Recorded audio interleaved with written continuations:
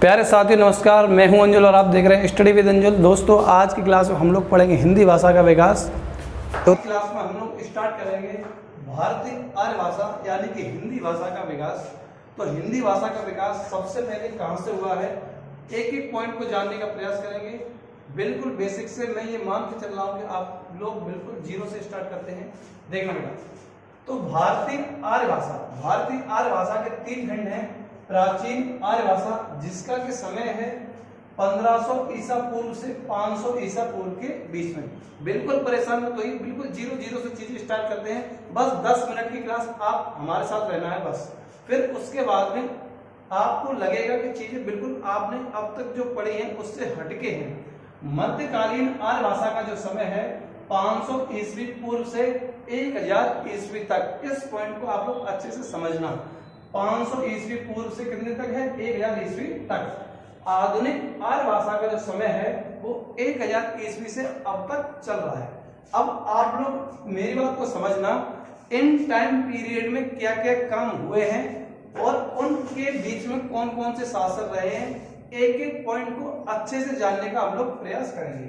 तो देखना बच्चों मेरे भाइयों, प्राचीन भारतीय आर्य भाषा, इसमें नंबर 1 आप पढ़ेंगे वैदिक संस्कृत। वैदिक संस्कृत और जो इसका समय है वो है 1500 ईसा पूर्व से 1000 ईसा पूर्व तक। ठीक है, चलिए नंबर 2 लौकिक संस्कृत। कौन सा? लौकिक संस्कृत। आप मेरी बात समझना, इसका जो टाइम पीरियड है यहाँ पर पूर्व होगा। ठीक है, 1000 ईसा पूर्व से और वैदिक संस्कृत का जो समय काल है वो 1500 ईसा पूर्व से 1000 ईसा पूर्व तक का है। और लौकिक संस्कृत का जो समय काल है वो 1000 ईसा पूर्व से 500 ईसा पूर्व के बीच में है।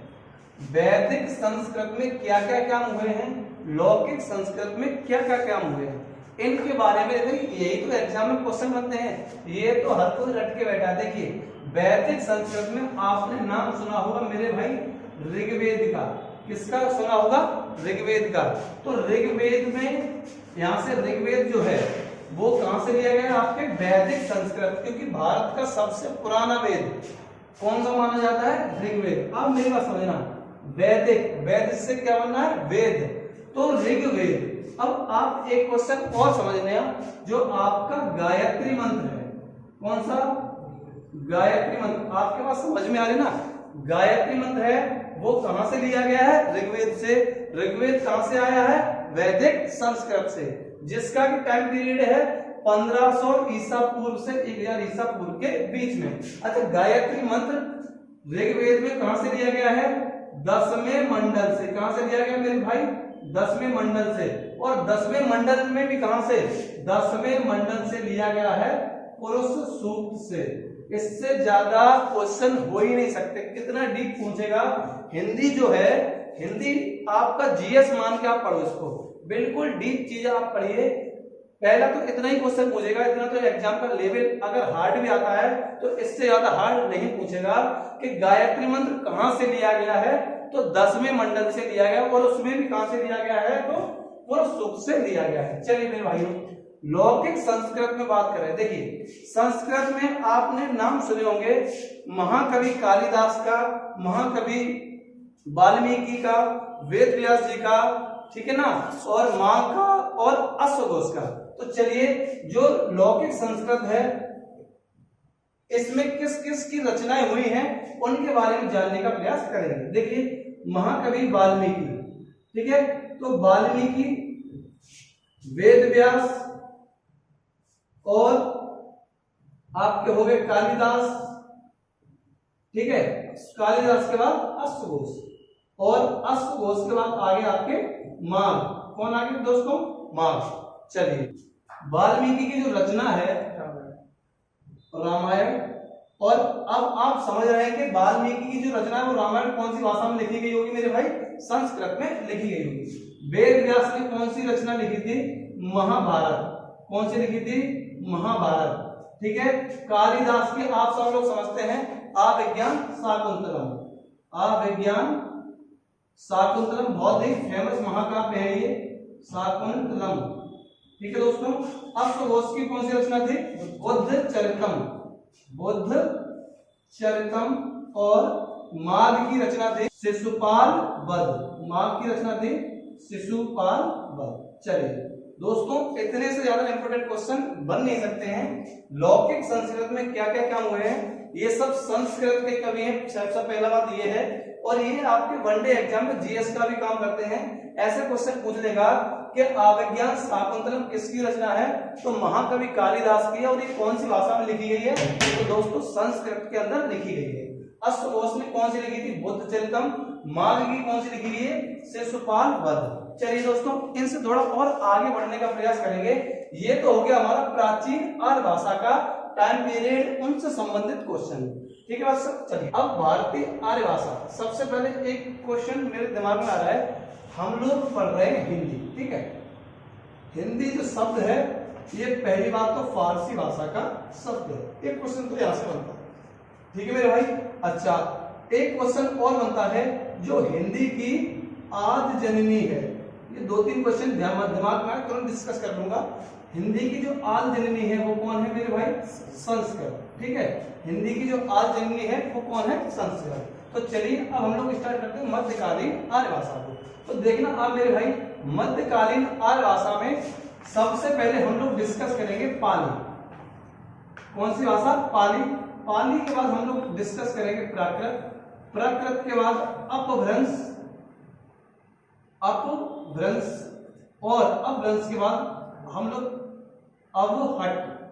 ठीक है मेरे भाई, पाली के बाद प्राकृत, अपभ्रंश और अवहट। एक बार आप लोग क्लास को बस कंटिन्यू पढ़ते रहिए, उसके बाद फिर हम लोग स्टार्ट करेंगे आधुनिक आर्य भाषा को। ठीक है मेरे भाई, चलो समझते हैं। जो पाली भाषा है इसका जो टाइम पीरियड है 500 ईसा पूर्व से प्रथम शताब्दी तक, यानी कि पहली शताब्दी तक इसको हम लिख सकते हैं प्रथम शताब्दी तक। आप बात समझ लो, प्रथम शताब्दी तक। चलिए, प्राकृत भाषा का टाइम पीरियड प्रथम शताब्दी से 500 ईस्वी तक। ठीक है, और अपभ्रंश का 500 ईस्वी से 1000 ईस्वी तक, और अवहट का 900 से 1000 ईस्वी तक माना गया है। अपभ्रंश का माना गया है 500 से 1000 ईस्वी तक, और अवहट का 900 से 1000 के बीच में माना गया है। इन दोनों के बीच में आपके ऊपर डाउट आएंगे। एक एक चीज को हम लोग अच्छे से पढ़ने का प्रयास करते हैं। तो देखिए दोस्तों, सबसे पहले पढ़ेंगे हम लोग पाली भाषा। पाली भाषा के बारे में बताया जाता है, पाली भाषा जो है एक मतलब जितने भी एग्जाम में इंपोर्टेंट क्वेश्चन बन सकते हैं, इससे सब क्वेश्चन एक एक करके हम डिस्कस करने वाले हैं। पाली भाषा महाजनपद काल की भाषा है। महाजनपद काल की भाषा है। सबसे पहले तो क्वेश्चन यही बनता है कि पाली भाषा कौन से काल की है, तो महाजनपद काल की भाषा है। अच्छा, भगवान गौतम बुद्ध से संबंधित है।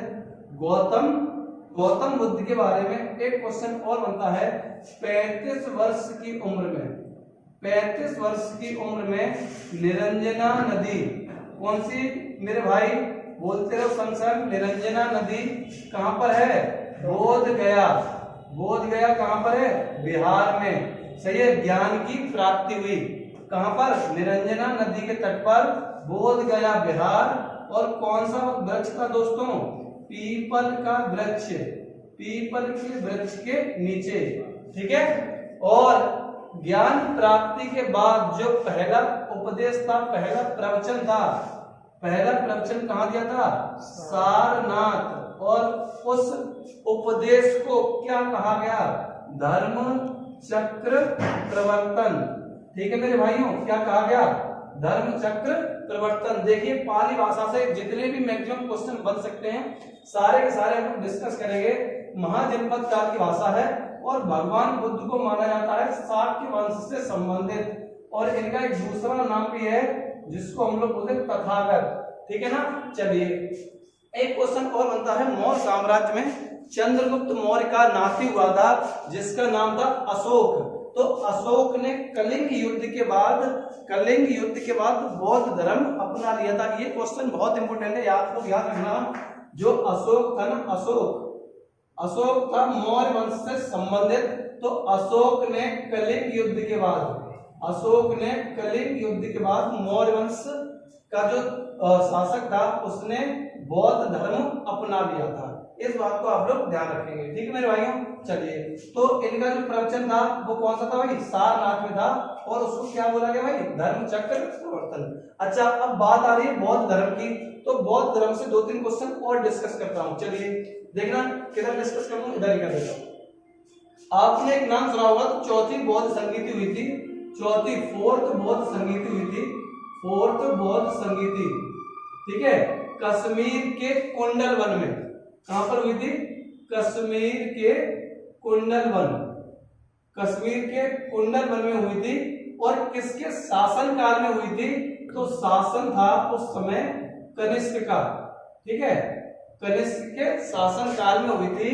और इसकी जो चौथी बौद्ध संगीति थी, इसकी अध्यक्षता कौन? वसुमित्र। और उपाध्यक्ष कौन था? उपाध्यक्ष था अश्वघोष। कौन सा था बेटा? अश्वघोष। बात में यार ध्यान रखना, बहुत इंपोर्टेंट क्वेश्चन है एग्जाम के पॉइंट ऑफ व्यू से। अश्वघोष और वसुमित्र कैसे याद रखोगे? चौथी जो बौद्ध संगीति थी कश्मीर के कुंडल वन में, उस समय किसका शासन था? कनिष्क का। और उसका अध्यक्ष कौन था चौथी बौद्ध संगीति का? तो वसुमित्र। और उसका उपाध्यक्ष था कौन? अश्वघोष। पाली भाषा से इतने से ज्यादा क्वेश्चन नहीं बन सकता। कितना गौतम बुद्ध शाक्य वंश से संबंधित थे, तथागत कहा गया, महाजनपद काल की भाषा है पाली। गौतम बुद्ध से कितना क्वेश्चन बना दिया हम लोग? 35 वर्ष की उम्र में निरंजना नदी के तट पर बोध गया में, बिहार में इनको ज्ञान की प्राप्ति हुई। और पीपल के वृक्ष के नीचे प्रवचन कहा दिया? सारनाथ में, जिसको क्या बोला जाता है?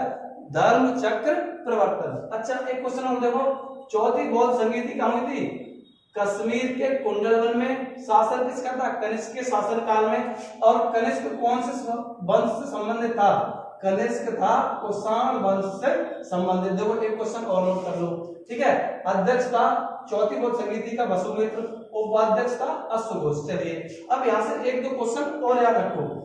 जो इस समय बौद्ध धर्म था, बौद्ध धर्म 2 भागों में बटा। यहां से बौद्ध धर्म आपका 2 भागों में बढ़ गया। नंबर 1 हीनयान और नंबर 2 महायान, ठीक है, हीनयान और महायान। यहां से बौद्ध धर्म 2 भागों में बढ़ गया।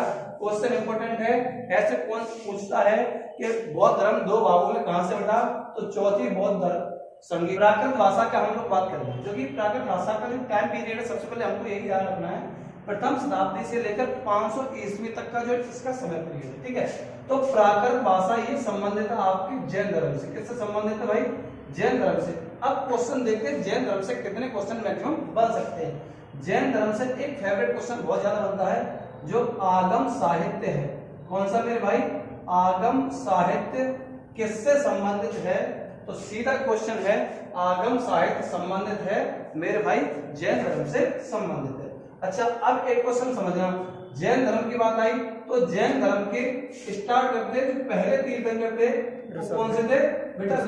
ऋषभदेव, 23 में पार्श्वनाथ, 23 में पार्श्वनाथ और 24 में महावीर स्वामी।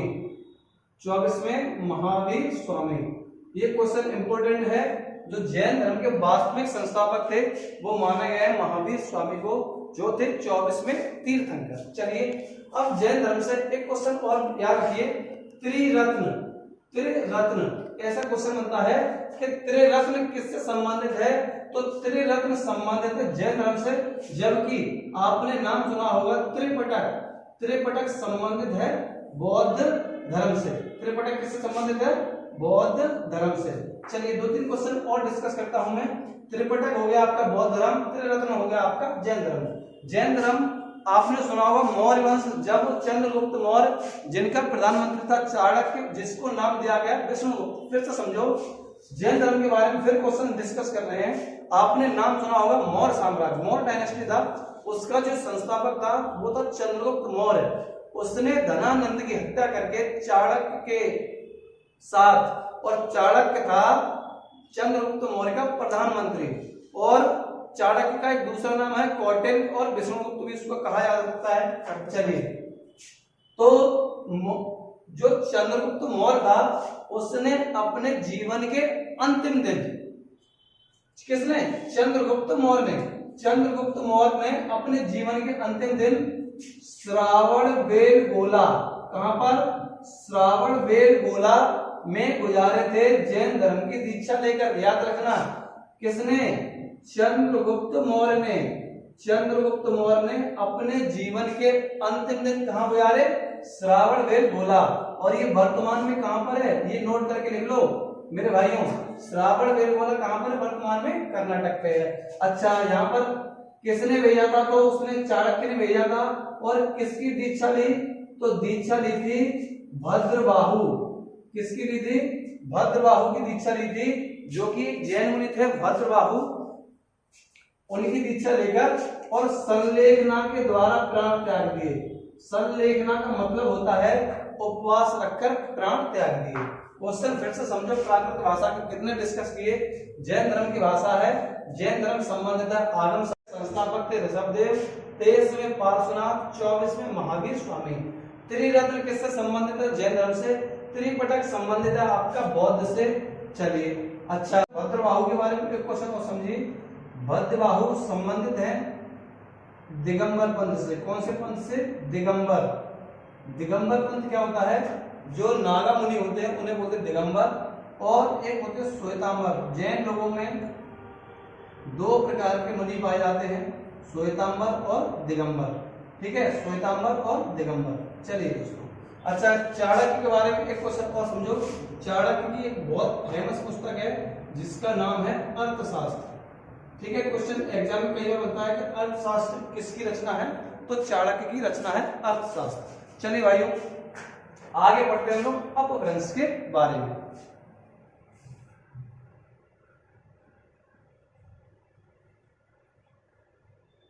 अपभ्रंश में कई भाषाओं का विकास हुआ है।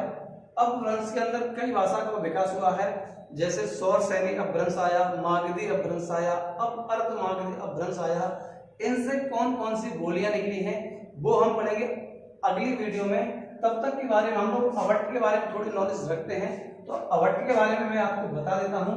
जो आपकी अवट है, इसका जो सही वर्णन है, एक मैथिली कवि है, आप सभी लोग जानते होंगे, मैथिली कवि जिनका नाम है विद्यापति। विद्यापति की एक रचना है कीर्तिलता। विद्यापति की रचना है कीर्तिलता। उसमें आपके अवट भाषा का पूर्णतः वर्णन दिया गया है। कई बार एग्जाम में क्वेश्चन पूछा जाता है कि कीर्तिलता पुस्तक किसकी है? तो विद्यापति जी की है। विद्यापति मैथिली कवि हैं, इसलिए इनको मैथिल कोकिल भी कहा जाता है।